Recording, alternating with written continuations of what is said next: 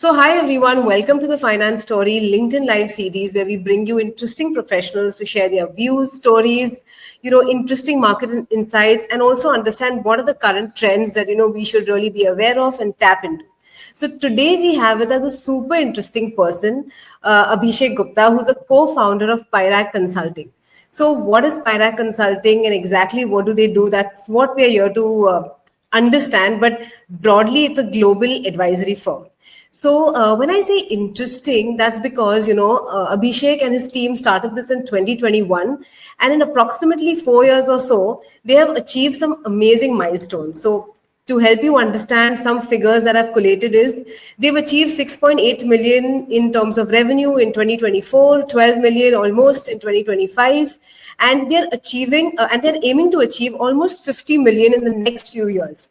They've got offices in Gurgaon, Bangalore, the US, Jaipur, Chandigarh, and I think there's an office coming up soon somewhere else in India as well. That's Mumbai, maybe. And they're a team of 250 professionals and aiming at 1,000 plus in the next few years. So super excited to see what is the market opportunity that Abhishek, is focusing on and what has helped it scale and grow so big. And of course, the strategy. So Abhishek, thanks a ton for joining in. Thank you for the time. Hope I am clear. Am I audible? Clear? You're absolutely clear, Chantal, and I think thanks for inviting me. It's indeed a great opportunity to kind of speak to you, and I'm sure it'll be insightful for the people to kind of get to hear a little bit about us as an organization. I think it's a great platform for me to kind of share my experiential journey in Thank the you. last 4 years. So thanks for having me over here. Thank you. So kind of you. So, Abhishek, let's dive in. The first question, okay, before we understand more about Pyrag and exactly how did you start, what was the strategy? You know, Sorry, this is another one that we did yesterday. So I saw the expression change, but yes, okay. So so Abhishek, when you're talking about Abhishek, right? So what was Abhishek a couple of years ago, or maybe earlier? Were you always this driven, ambitious person that I get the vibe that you are? But how was Abhishek in under a minute? What would you say? I think probably I have been as driven and as ambitious in the last 12 years or 14 years because it's not that when I kind of started my entrepreneurship journey, that's the time when I got when I became ambitious. I have been ambitious. I have been driven since the time when I was kind of running my show within EY as well. So, and I think that's less than 1 minute definition of me. Yeah. So did you know, were you clear that someday I'll start my own, or was it like, hey, I'll grow in the corporate world? And you did really well at EY, and earlier you were also the finance controller at an NBFC. So broadly, what was your idea starting out, and have do you think you've kind of achieved, or you've gone beyond your expectations? Well, there are a couple of questions within your one question, so I'll kind of address it one by one. Chantal, Yeah. I think uh, within EY, I got a phenomenal experience. I will always be indebted to that organization for providing me such a wide platform, such a kind of an experience where I was able to build the entire global delivery system for the Americas practice. So Yep. when I started with EY, we were a very small team of about 30, 40 people. I was able to kind of build that to about 1,600 people, the team which I was kind of leading in EY. Hmm. And that journey, I worked across different solutions, worked with the global leadership and so on. And that's where I realized that the big fours and the big six, they have got their captive centers in India. But what about the next in line? What about the next CPA firms or the management consulting firms back in the US? What kind of an opportunities lie for them? Do they have the kind of potential to set up their own captive centers? Do they need to kind of figure out the right partners and so on? And spending almost 10 plus years in EY and shaping that organization from this GDS standpoint, I think I got to think that this will be a right opportunity for me to take out the solution to the tier two, tier three organizations back in the US. That was my focus area, and provide them a value driven platform where they can kind of really understand what is offshoring. So that was a kind of a triggering point for me. And within EY, I think uh, I got to kind of learn the secrets, the trades of the business, and I thought that offshoring is no more a body Hmm. shopping where you kind of provide resources against a particular cost. It's much Hmm. more than that. It is beyond body shopping. It is more about how you are adding value to the clients, how you're bringing the entire service delivery model to the clients. So I think that helped me a lot to kind of think through. I figured out this as an opportunity, and it became a startup idea, more or less. Mm. And I started running in the market with my thought to kind of see if there can be some investor, some buyer come in play. And I think 4 years back, I got that courage to really shape Mm. up a thought into an implementation, and took that plunge right in the midst of COVID. 2021 was the toughest year for this country, and Mm. right in the midst of COVID, I took this plunge. Got to got a conviction from a couple of my folks who were working with me in EY to join me in this journey, and that's how we all got started. So I think Mm. uh, it's been a tough decision. It was a very, very tough decision, but you know what? At one point, you start getting so much complacent within your corporate world, and you kind of keep on changing the so-called titles and Mm. designations. That was my journey as well. So at one point, I realized that there's no fun of kind of chasing behind them.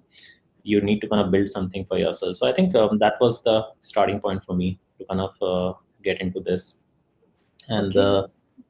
yeah, Okay, okay, cool. So, Abhishek, well explained, but let me just unpack this a little more. Okay, so can you tell me what was exactly your role at EY? So, many of us would not have worked with the Big Four, or we don't really understand. And so, when I look at your title, it said America. You were a leader for the assurance practice, America's commercial leader. Okay, so what does this exactly mean? yeah, so technically, EY or any of the big fours, they operate either on a geographical stratification or they work Hmm. in a stratification. So within EY at that time, we were working on both geographical stratification and the industrial stratification. So Americas was one of the geography, like EMEA was another geography. And within Americas, there were two different practices. One was the commercial practice, and the second was financial services. So easier is that whatever is not financial services is commercial. So I was kind of leading the commercial practice, which in itself, as I said, was a team of about 1,600 people at that time. Now probably more than 3,000 people, and a book of almost $100 million, which I was kind of building, which I built. So I think that was by far the largest book in assurance at that time. So that gave me enough confidence to kind of really plunge. Okay, so what did you exactly do? I mean, you'll have a team of 1,600, a huge book helping the American market. Okay, so what was the services that was provided in this segment, and what was your role being in India managing this team exactly? Great question. So one portion of my role was just ensuring the smooth service delivery to our EY offices back in the US. And considering it was a captive center, the objective was to kind of just get the work offshore from the EY US offices to India, get that work performed, send it back to them, and that was one portion of the business, my role. The second portion of the role, which was quite enterprising for me, and that shaped up very well in my last 3 to 4 years within EY, were predominantly about building up new solutions. So new solutions in terms of uh, I, I I I developed multiple practices over there. So I established a practice which is called the private client services, because the focus of the big four got shifted a little bit from the PCOB listed accounts to the private clients because that space was already being exhausted. So I helped in setting up the entire private client services in terms of the overall strategy. I also helped in setting up the go-to-market practice. So go-to-market means helping the our US partners in kind of go and win in the market by doing the proposals and all, and then setting up accounting advisory within the channel, within the audit clients, and then multiple other things, value improvisation, margin improvisation for the global clients. So uh, the objective, and that's where my entrepreneurship spirit came into play, because every year I was developing a new solution, building a new solution, and it kind of developing a team underneath that solution, and then kind of moving forward. So that is how my role was being designed over there. Okay, so well explained. So, in simple terms, you were helping the US, you were helping US EY to expand their services while leveraging the Indian team, and that was being acquiring new clients, providing services, new solutions, all of it while you were in India. Is it that? I was supporting in winning them in the market, not that we were kind of going and kind of sourcing clients for the EY US market. But yes, Hmm. we were providing them the backup infrastructure to kind of be more effective in the market. Okay, cool. So this was the big opportunity that you spotted, right? So can you tell us a little more as to when did you decide, hey, you know what, I want to start a little bit in depth? What was day zero for you, and how did you start in terms of services, teams, and how did you go about the entire thing? And also one thing, that's one thing. How did you start? Did you have a lot of conflict that, should I do it? Should I not do it? Who should I do it with? Tell us about that. Yeah, it's a story for me. It's as I said, Chantal, it was not an easy decision. It took a lot of courage for me to kind of decide on this. I think the biggest supporter for me was my family, who kind of said that, okay, if you really wanted to do it and you thought that you want to kind of do it, then let's kind of do it. Let's give ourselves about a year or 2 years to kind of really plunge into it. And that was a decision, that was a starting point. And as I said that the situations happened, the scenarios happened. In my case, I was kind of tired running behind things, and I said that, okay, if there's no point of kind of chasing the things, why don't we kind of get into something which is different. The starting was not easy, not at all. We I and one of my colleague just jumped into it, and we decided that, okay, let's kind of get this started without having a single client, without having a single any pipeline behind us. So normally what people do is that they kind of start building up something when they are working in a corporate world, and then once they have got one or two clients behind them, then they kind of jump over.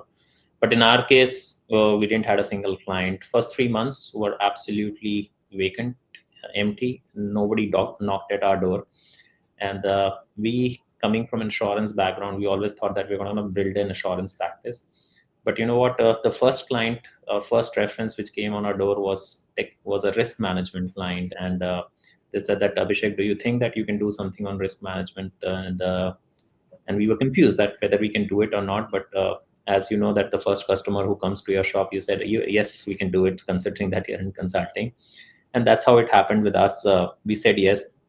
I don't know what we did, but the client loved us, and they said that, okay, let's kind of expand the portfolio, and let's kind of expand the things. So first 6 to 9 months, Chantal, what we thought that we will be an assurance company, we turned out to be a risk advisory company. And then after probably 8 months, we got our first assurance clients. So, and since then, I think we never looked back in terms of our portfolio, in terms of the clientele, what we have been able to kind of build back. So yeah, it was a series of things. And as I said that we are a COVID born baby, and you it was an interesting thing. We opened up the office. First 15 days, my colleague got COVID infected, and we have to shut down the office for 2 months. So you can imagine, you start the business 15 days, and you have to kind of shut down the system for Yep. next half months. So it has its own share of challenges and excitement. But yeah, if I look back, we just completed 4 years yesterday, and if we look back, every day brings those kind of goosebumps. It brings that kind of excitement what we have lived in these 4 years. That's amazing. Congratulations on the 4 years. But I'm really surprised when you said that for the first 3 months, you didn't have clients. What I thought exactly was, you would have a pipeline of clients, then you would have quit, then you would have started. Okay. So after you quit, okay, over to you. You just started out. So how was it? Like, what was it? Like, you decided, hey, ki start karna hai. Day zero, it was COVID time, so no renting of office. What about building the team? What about the capital? What about the services? You said assurance services, but risk happened. Elaborate a little bit more on that, because this is what everybody wants to know, right? The starting is the most toughest phase. So yeah, I'll give you a little background around this. So when I decided somewhere in August or September of 2020 that now I want to kind of look out for something different. I already had this thought in my mind for almost since last 2 years, before since 2018, 2019. And I started reaching out to multiple people out in the market to kind of see in case if they like my thought and idea. came across Pioneer Services, which is our co-founding company based out of Bangalore, and they were into managed accounting services. They really appreciated that. You know what? Everyone is doing accounting outsourcing, but there are hardly any companies in the market who are doing anything which is related to consulting, advisory, and audit, barring the captive centers. So this can be a unique proposition. We join hands. They got an infrastructure behind us, so that was definitely helpful for us to kind of get our first segue, that we don't have to kind of worry about many things. But technically, we haven't used any of the investments, barring the first 3 months of support. And we were green, we were positive in year one by the time we kind of closed year one. And yes, assurance to risk was something which was very dynamic. From a team building perspective, we thought that we will hire. When I put across my 5 years projections, Chantal, before, and the normal thing when you start the business, you put across your 5 year plan, put across my 5 year plan as well. So in my first year, we thought that we will be a team of about 10 people put together, and in 5 years we will be a team of about, say, 70 to 80 people, and that was the overall plan. But I think God was kind, our clients were supportive, people were supportive out in the market. So we were able to kind of build a team of about 40 people in year one itself. So I think, and since then, as I'm saying, we never looked back. In terms of our first win, it was a reference client which came in for the colleagues and the friends whom I worked with in EY in US. So a lot of people within that circuit kind of started figuring out how best they can kind of come across, and they can support us in giving some of those opportunities. So it's been a mixed bag, a lot many things. A lot of things that you're telling me is actually when before I could even ask you all of these questions, I thought, you would have a projection. Ki ye saal 100 people, 200 people, 300 people. And the fact that you're telling me you actually thought you'd start small, but because of the market responding in a way, it actually took off, right? And of course, your deliverables and your team, all of it together. So that is a very exciting opportunity that you're tapped into. But before that, before I dig in a little deep as to how did you build, how did you scale, when I was studying about Pyrac Consulting, I understood, hey, it was Pydian, it was a part of Pydian services, or not a part, but you guys collaborated in a particular way. But your business is a very unique business model. I was trying to figure out who are the others in this space, and it was a mix of a lot of combinations. So can you tell us in like the simplest terms, okay, what is Pyrian Consulting? What are the services you provide? Who are the clients exactly? I understand it's a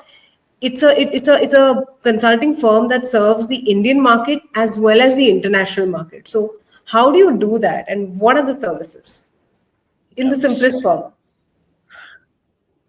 Uh, I think the most unique part about us as Pyrac Consulting is that we are one firm which brings us specialization both in the international market and the domestic market. So if I have to explain it in a very simpler format, we are a pure amalgamation between EY India and EY GDS. Okay. So we have got a very specialized team who work in the offshore and international market, and that comes from my own expertise and my legacy.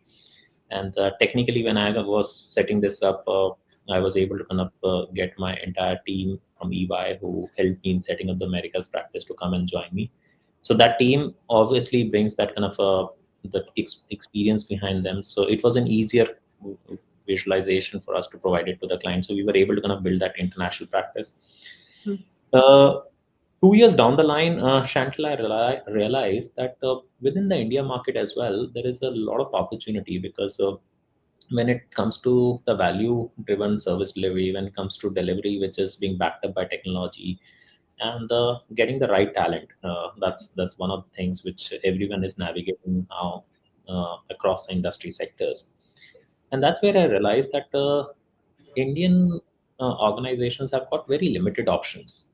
Unlike in the international markets, you have got multiple management consulting firms who provide you a lot many consulting and advisory uh, roles. But in India, there are big fours to an extent. The next three is the next two, and the threes.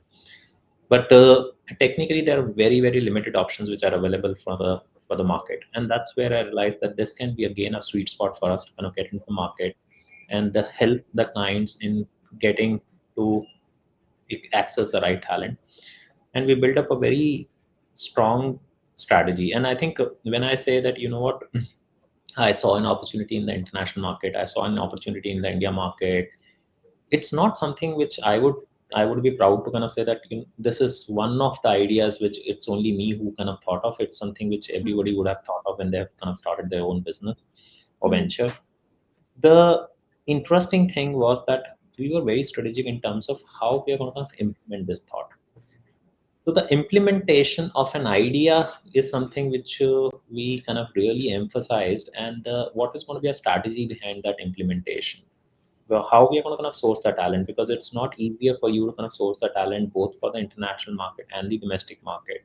Hmm. Fun. Second is that how you're going to kind of retain the talent. That's another thing. And how do you think that you can kind of keep on diversifying your services portfolio? Because you cannot satisfy a client if you're just going to the client with one set of services. You need to kind of keep on exploring different set of services.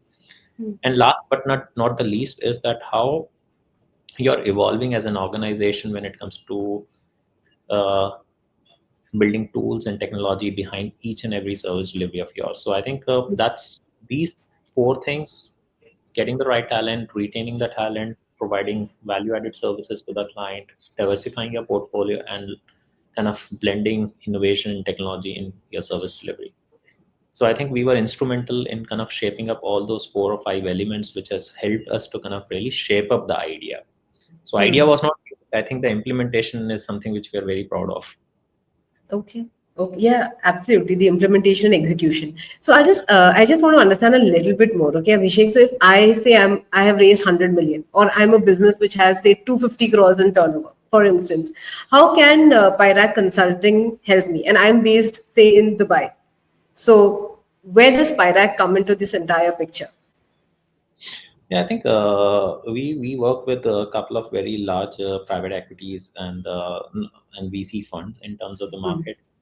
Uh, we we are the ones who can kind of really help up in shaping up your business model in terms of what should be your business model, how much value you can drive it in your business, and Hmm. that's where we kind of come into play.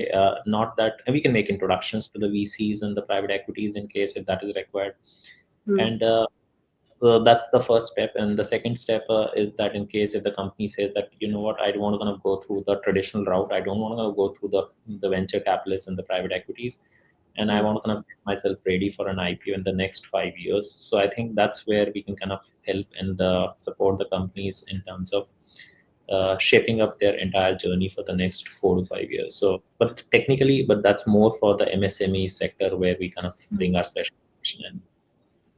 And for super large companies, which you said mostly you work with very large organizations, what kind of services do you provide them?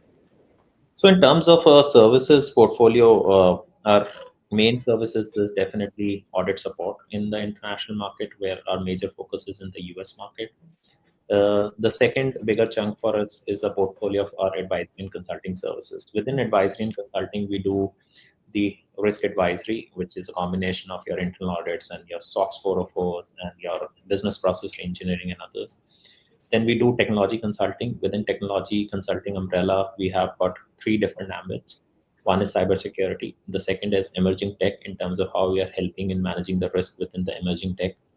The third is the tech implementation, which is your ERP implementation and other thing. And last but not the least is the support on the regular the risk management within the technology consulting umbrella. The third one of our fastest growing service line is our technical accounting advisory, which a lot of people call it as a CFO advisory and others. So that's where we help the clients in terms of managing the complex accounting solutions, the gap transactions, consolidations, and helping them on their IPO journeys and all. So we are seeing a lot of traction in that space, and I think within advisory we are able to kind of provide really strong value propositions to our clients. So yeah, that's where that's a bigger portfolio of ours at this point. Okay, cool. So now I kind of figured out exactly in terms of services and in terms of markets. Cool. So Abhishek, when you talk about this entire service line that you've created, this market opportunity that you're tapping into, right? Do you see a lot of others? Why don't we see a lot of others who have tapped into this earlier? Why was it not tapped into? And what do you see the growth of this in the next few years? How is it going to scale up? Do you see a lot of others also entering in? How big is this opportunity? I think opportunity wise is definitely big, and I'm sure that when it comes to the GCC's world, you would have heard it by yourself, Chantal, that it's a huge market. The market is going to grow at almost a CAGR of almost 14% in the next 5 years till 2030. So the market is huge. The opportunities are huge. Uh, and interestingly, in the last 2 years, there has been a very high upsurge uh, within these boutique consulting organizations. A lot of people are kind of leaving their uh, their jobs within the Big Four environment and setting up their own practices. And there is a market share which is available for everyone in the market. The only thing I think my probably this is an unasked question, but I want to kind of just pass on a little thought over here is that there are three things which are extremely important for one to kind of consider. One is the technological disruptions which are happening. Second is your global market complexities, and last but not the least is your client centric approach. These are the three things which one has to kind of take into consideration before they think about something which can be scalable, which can be taken to the next level. Because you can enter the market, but entering the market without an expertise will not be something which can bring scalability. So my humble thought to anybody and everybody who's now thinking and planning to do something, that they have to build an expertise before they jump into the market Yep. So expertise is key in whatever they do. in whatever they do. Okay, cool. So, Abhishek, talking about Pyrian Consulting, and everyone who has questions, will take up the questions. So now we really understood what does Pyrian do, the market opportunity that it's tapping into, the global and the Indian market, right? We also understood how you started. The first 3 months, very tough, and then you scaled to a team of 40 when you actually thought it would only be 10. Right. So tell us about year two, year three, year four. What happened in year two? What happened in year three? What happened in year four? What are the service lines? What are the clients? What are the tractions, that you saw and your team saw that you're tapped into it? Also the challenges. So just break it down for us. Okay. You have to relive it again. So year one, it was a centralized. Somehow I lost my video. Okay. Now is it clear? It's clear. Yeah, it's better. Okay. So year one was Yeah. a stepping stone for us. Year two was a very interesting year for us, where we got an opportunity to really get into a joint venture with one of the global top 10 organizations, which is Baker Tilly. So that was very interesting for us because it all happened within a span of 3 months. And this is one of the joint ventures which has ever happened in the history of this country, where one of the top 10s have come to set up their own shop in India, and they got into a joint venture format. So uh, that was a huge achievement for me, being just 15 months old into the business and signing up with one of the eighth or ninth largest organization in the world. So yeah, that was dynamic for us in year two. Year three, when we started kind of expanding our base into domestic market, and we kind of started we started putting a lot of efforts in terms of how we can win in the market and so on. That's the time when we realized that it's a time for us to expand our services portfolio. So we kind of started expanding our services portfolio horizontally. We also started blending the entire tech innovation into play. So we set up our own tech enablement team in house to kind of help our leaders build low code, no code solutions, build a lot of RPAs and automation behind that. So that was a kind of a journey for us more in year three, where we were just kind of expanding more of our service portfolio. Year four, which was the year which we just completed, is the year where we kind of added lot many clients in our portfolio. So this is the first year where we were actually put some we put our foot on the pedal for acceleration in the market. Till year three, we were just getting clients through referrals and through recommendations. But year four, we thought that it is a time for us to kind of go out aggressive in the market. I'll tell you a little bit about year five as well, so that at least Mhm. from audience perspective might Yeah. be useful. That now this year is going to be the year where we'll be focusing on three things. The one is our leadership expansion. So we will be expanding our leadership quite a bit in this year, where we will try to kind of bring the right people who can drive different newer solutions. And the second is the expansion in the markets. So I heard it in the beginning that Abhishek, I heard briefly that you guys are planning to come in Mumbai. Yes, of course, yes. Because if we need to kind of do the domestic market, we have to be in Mumbai, so which we were not there. So very soon we are going to kind of come up in Mumbai. Our major focus has been in the US, but slowly and gradually we have expanded our footprints in the Southeast Asia. One interesting market is Middle East. We are thinking to kind of start our base in Middle East in the next 6 to 9 months. So that's something which is in preparation as well. So that is about expansion of markets. The third is expansion, further expanding our service lines within. We currently are not full. We're not full in terms of transaction advisory services. So we are doing diligence, but we're not in the M&A space. So we want to kind of get into that space as well. So, and our objective is to kind of keep on adding newer services in our portfolio every 6 to 9 months. So these are going to be the three biggest priorities, and the underlying priorities within these three are again to kind of go very heavy on the technology investment. So we are every year we are increasing our budget on technology and upskilling our people to kind of really use that technology. So bringing technology is easy, but upskilling our people is something which we're going to focus. So yeah, this is something which we are going to kind of target in 2025. Okay, okay. Why the focus on technology? I mean, would you want to elaborate any case study or any reason which you could explain in simple terms? Why so much of focus on tech, and how is it going to impact your line of work in a particular way? So I'll tell you, the easier answer for me is that whenever I go for a proposal in the market, the Hmm. first question that comes to me from the prospective clients is that tell us the tools which you are using. Tell us how you can make our life easier, Hmm. being a finance professional. And gone are those days when your RFPs were being won on your credentials only. Yes, credentials are helping you when normally the decisions are being driven by the board, but when it comes to really solving the problems for the CFOs and the controllers, they are the ones who are absolutely keen to understand what is new, which you can offer to us, which somebody else is not talking about. Now, yes, every other firm is kind of bringing tech behind them, not that we are the unique ones in this space, Yep. but how you are blending technology with the service delivery is a question mark. So that's something which we are trying to kind of do differently, where we are not Hmm. having two teams talk to the client, where we are having the business Hmm. having the tech knowledge who's bringing that knowledge in front of the client.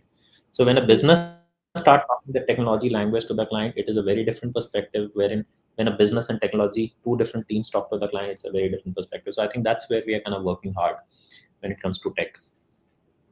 Okay. And when you're talking about technology, you mean to say you're trying to make it as easy as possible for your clients and for your team and for everybody, to be at pace with whatever technology can do. So as simple as that. That's correct. Chantal, our pedigree is being somebody who has built the business from the core by themselves. So we're 100% bootstrapped organization. Which means that we developed our solutions by ourselves. So we never had an LMS. We developed LMS by ourselves. And CRM, every other tool which we use in-house is being developed by my own team. The team who's a team of fresh techies and fresh engineers, the people who didn't had a lot of experience behind them. So that's where we are kind of building up our own tools. The second is when it comes to clients, the clients are looking for how well you can kind of bring efficiencies in their processes, efficiencies in their day-to-day life. And we have got enough use cases behind us. We have got enough success stories behind us where we have been able to kind of bring substantial savings on the clients. And this is not the approach what we follow on the new pitches.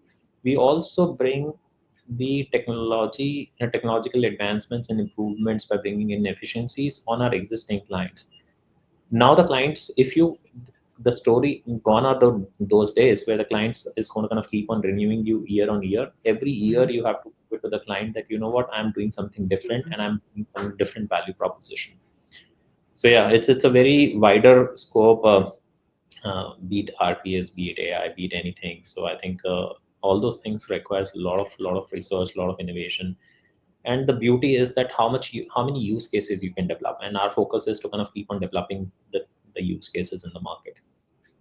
Amazing. You know what caught my attention was you said you completely bootstrapped, right? So when you talk about the JV with, say, Pyrag or with Baker Tilly, that does not involve money. That only involves support. You are 100% bootstrap. 100% bootstrap. We haven't taken a single money from the market so far. That's Mm. inspiring. That's amazing. So how does these, if you're okay to share, how does these JVs work and how do you pitch to them? I know it can be a separate conversation, but something short. See, I think the JV is a pure joint venture between bringing in our specialization of setting up these GCCs and offshore centers, and the contribute and Baker Tilly is the one who's kind of sending in their work over here to kind of get it done through us over here, this JV. So not that either of us has kind of put in monies to kind of really get this started. So Okay, cool. So that's how it works. Then, you know what? Can you tell us a little bit about the Middle East market? What is it that you're looking in the Middle East market? I mean, everybody is here every time. I always get a message like, hey, I'm in Dubai. What is happening in the Middle East market and also in the Southeast Asian market? What's your perspective? see, I think Chantal, it's the same thing which happened. You picked it right. I was in Dubai a week back, and I was sitting with one of the gentlemen, and I was talking about the Middle East market for first 30 minutes, and he said, "Abhishek, you know what? There is no opportunities. There are all other firms who are doing the same stuff what you guys are thinking and doing." I said, "Let's kind of take a pause and let me re-explain what we are doing and what we want to kind of do." Hmm. And see, whenever you think about any market, be it domestic, be it Middle East, be it Southeast Asia, the core expertise which a lot of CA firms and which bring it on board is their expertise in audit and taxation. Hmm. There are very, very limited organizations who bring the expertise around so-called consulting, and consulting is a very, very broad term. So when it Hmm. comes to consulting, there might be a specialized firm who will do only cybersecurity. There might be a specialized firm who will do only the internal audits and others. Hmm. But there are very, very limited to no firms available in the market who brings the entire package of consulting. And the way we are kind of putting across our proposals to the clients is more in terms of a one advisory format, where there's only one team who serves the client across different spheres. So I think Hmm.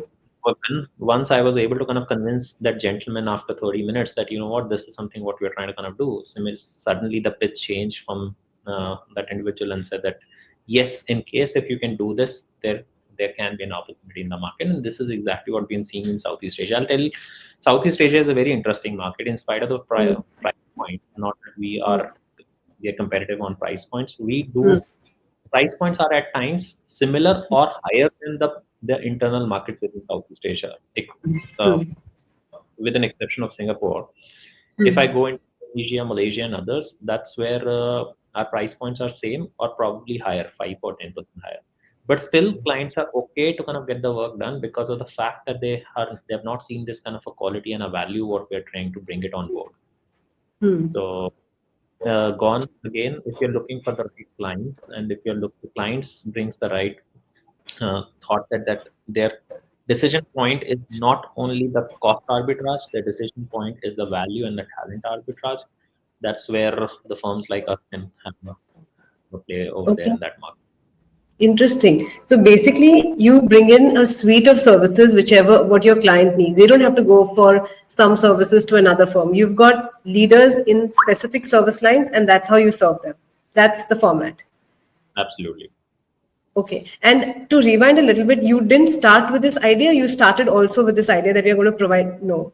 Okay. No, not at all. As I said that I thought I will be in a pure plug and play assurance company, but assurance Hmm. services. But uh, I think with this journey and with the right people on board, the team is the one who's going to keep on deciding that what we need to do and how we need to do. So yes, our majority of the efforts and focus is behind building ourselves, our innovation, our services, and others, and that's how we are kind of shaping ourselves.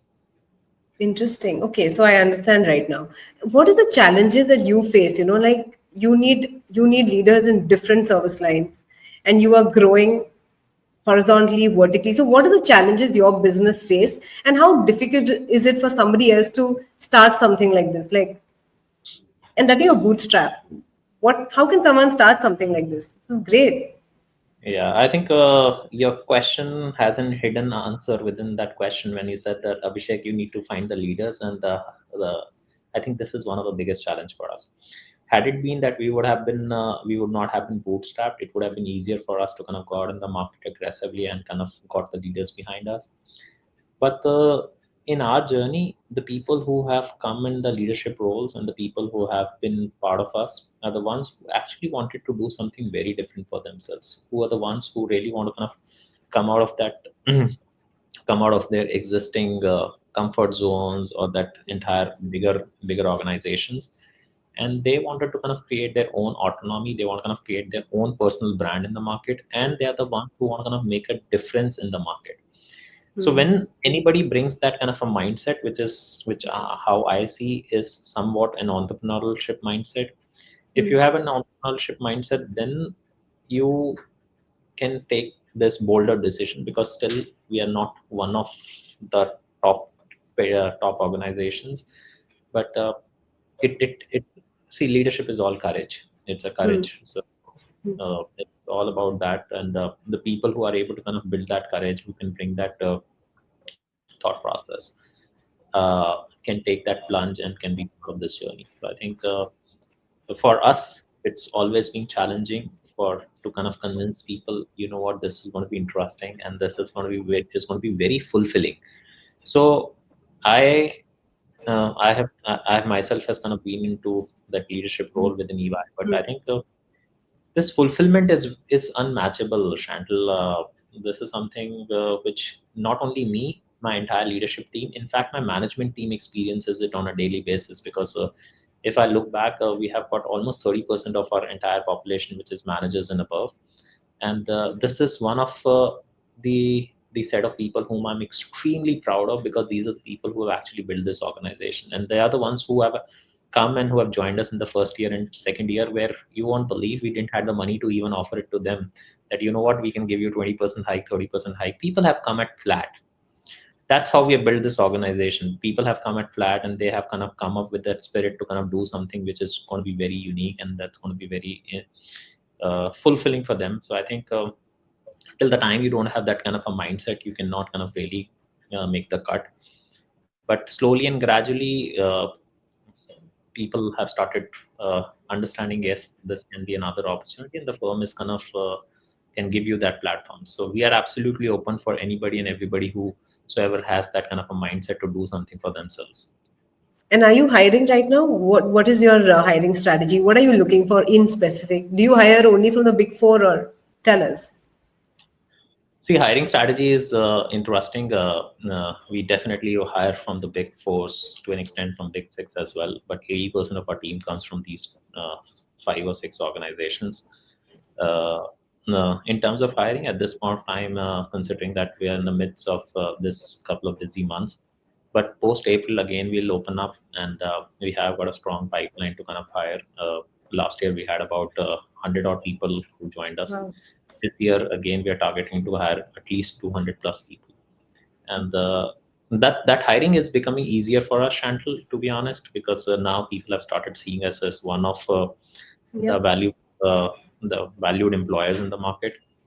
uh, the the challenge for us is still to kind of get to build our top layer leadership, who can kind of really come and set their own shop and then run that shop. So yeah, it's still on the cards to kind of get multiple service line leaders. So if I have to kind of look do a forward looking 5 years down the line, we might have at least 30 to 40 partners in the organization. So that's how we are seeing this out. Amazing. And Abhishek, what are the challenges you would have faced in building this? Like when I'm just thinking about it, there would be crazy days. Any one or two things which you would like to share with our readers and everyone who's watching, thanks for your time. I mean, feel free to comment, but what were the challenges?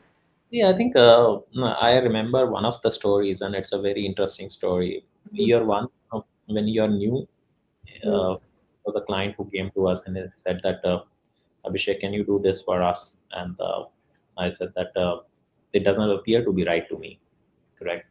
He said that, you know what, I'm at least giving you an opportunity. I'm giving you work. All right. So I said that it's a difficult thing because that's something which is beyond our integrity and ethics. So, and the client said that, you know what, we can stop your money if you don't do this. So I said, okay, it's okay. See, year one, when you have to say no to a client, and that was your first or second client, and then you have to kind of say that, okay, it's okay for me to kind of forego the fees. It's a huge thing. But I think the underlying thing for us is that we have always valued our integrity and ethics over and above anything else. So that's where we are able to kind of send that message out loud and clear in the market that we are the firm who will not kind of compromise on anything till the time we are providing the right values to our clients. So, and there have been stories, there have been multiple stories, Chantal, which we experienced in this journey. A classic is being an assurance company started with risk management was in itself a challenge. That how do you going to deliver risk management project when you don't know? So, yeah. Yeah, yeah, cool. Abhishek, the most obvious question that everybody listening would also have is why not fundraise? Everybody's fundraising. You're not set like a auditing company. So why not really fundraise? Go for it. Private equity, so many opportunities. What are you thinking? It's a question which is coming to me since last 2 years. Not that you are the first one who's asking this question, and it's not the question which is coming to me from the market, but it's a question which is coming to me from the VCs as well. So there are VCs, there are private equities who have approached us, not only in India, outside of India as well. Uh, I think probably we there are a lot many things why we are not doing it at this point of time. I'm not saying that we are averse to that idea, absolutely not. But I think we still want to give ourselves a couple of years before we think about any kind of investment coming our way. So whether it can be fundraise, whether it can be any other route or something like that. But at this point of time, we want to kind of just hold ourselves for another 2 years. We want to kind of keep on building the way we have been building and shaping up ourselves. So Okay, cool. Cool. I'll take a few questions as well. But Abhishek, when I'm just thinking about this, if somebody wants to do something similar, right? It's not easy to do this, right? You've actually been you executing it amazingly well with an amazing team, and you've had history in this space. So it has been a little bit not easy, but it paved the way for you. So is it very easy for new folks to enter the space? What is it that they need?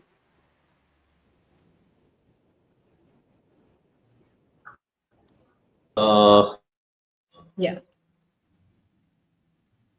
this is one of and my humble recommendation to the newer folks is always that please get some experience behind yourself. You need to kind of know the market. You need to kind of get the subject matter knowledge.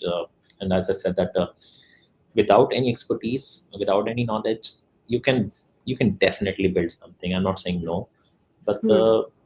it is not going to be which is going to be directional. It's not going to be which is going to be more strategic. It's not going to be something which you know that it can kind of really work out in your favor.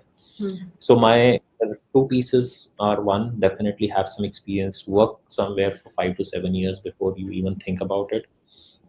The second thing is that you need to kind of really think that what is your objective. Is your objective is to kind of provide a cost arbitrage to the clients? Is your objective is to kind of provide a value arbitrage to the clients? Because cost arbitrage is something which is not be sustainable in the coming years. What the clients are now looking for is more of a value in the market. So if you want to kind of build which is scalable, which is big enough, then value should be our underlying principle uh, to kind of look for a larger clients. Okay, thank you. So we'll take a few questions. Even I have one question, but let's take a question from, I can't see the name. I have missed the point maybe, but what's the logic between the name Pyrag? Yeah, I think when as you know that when we initially started the venture, we were operating under our partners organization, which is Pioneer Services. So when we decided that what we want to kind of operate very with a very different pedigree in the market, more which is consulting driven, which is advisory driven, and because Pioneer Services as an organization, we are majorly into managed accounting services and tax, and we want to kind of carve it out to bring a real differentiator out in the market and to avoid any confusion in the market. So we kind of started this newer brand, which is called Pyrag Consulting, about 7 months back. And Pyrag is nothing but uh, Pi coming from Fire and Services, R coming from one of our other partners, and AG coming from my name.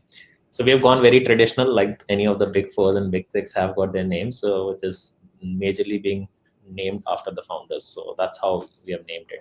Nothing, it's not a Latin word. Amazing. Okay, cool. We have this question from Bharti. She says, inspiring, of course. She says, inspiring and wish you a great future ahead. We also have this question from Anup. He says, how do you approach new clients? I think Anup, you might be thinking that we are lying, but it's a fact that in international market we haven't approached any of the clients. So all our clients have come through as referrals and recommendations. And in India, yes, of course, we have been kind of approaching clients, uh, obviously through our network. That's the first thing. The second thing is that we have been kind of off it. We've started participating in some of the seminars and conferences. So that's another thing. But an easier answer to your question, Anup, is that the the best way to approach a client is through your network because cold calling has never worked for us. We tried it in our initial days when I said that we didn't had anything for the first 3 months. We tried everything. We took up a database for top 500 and so on. We sent out an email, and as marketing strategy, it says that what, if you reach out to 100 people, you might get a response from 10 or 15. Five of them will come call you for a meeting, and two of them will get eventually converted. 1 or 2% is a conversion rate. In our case, we sent almost 25,000 emails, and we didn't get a single client out of 25,000. And we did all the propositions and permutations and combinations, and we said that okay, out of 25,000, if we go with that marketing logic, we will be end up having 250 clients. Even if I discount that by 50%, we'll have 125 clients. Nothing worked. Till date, we haven't been able to kind of get one out of them. So it's your network which can help you to kind of get an entry into the door, and your service delivery and your commitment is something which will help you to expand.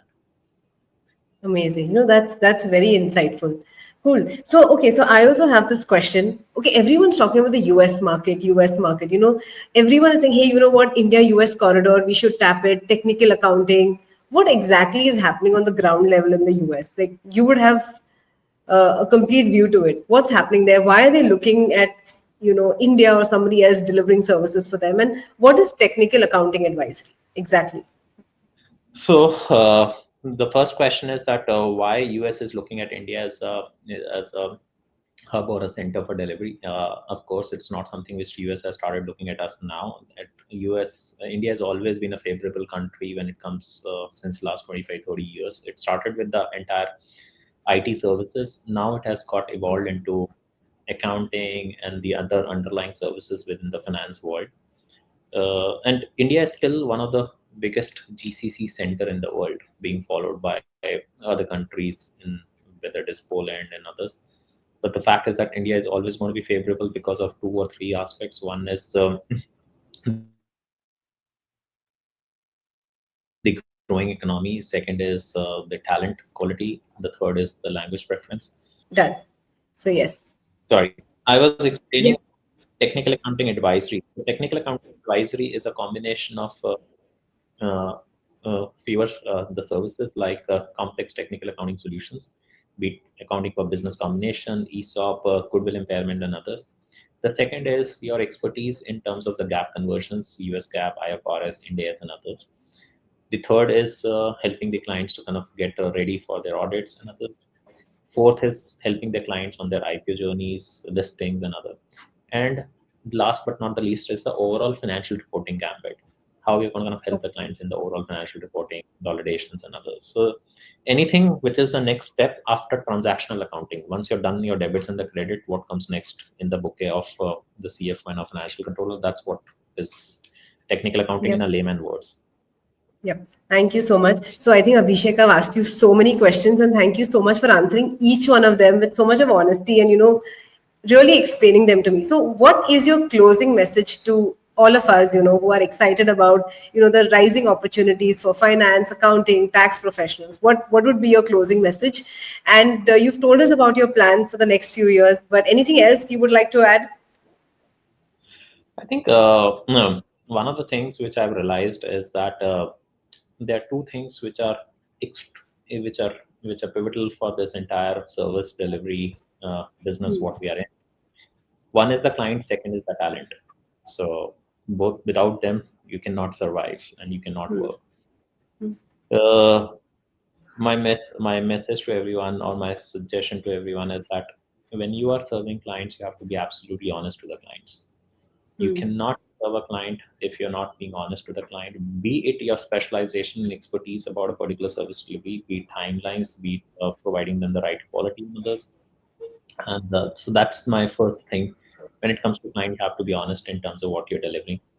Second is your talent.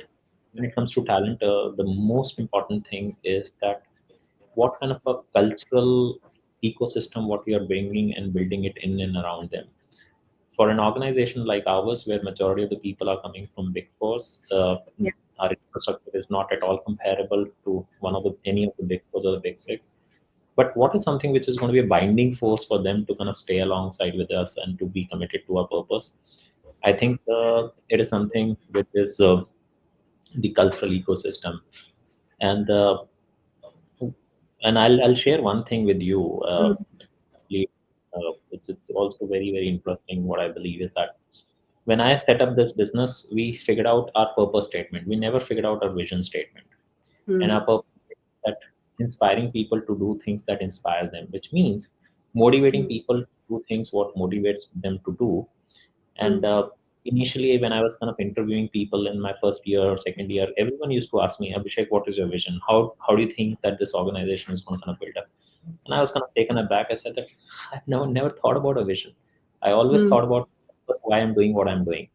So I think that's what I always inspire the younger folks that please do love what you do, and that's the purpose what we are driving on a daily basis through our cultural immersion in our organization. So Okay, that's amazing. So, what is your vision statement like?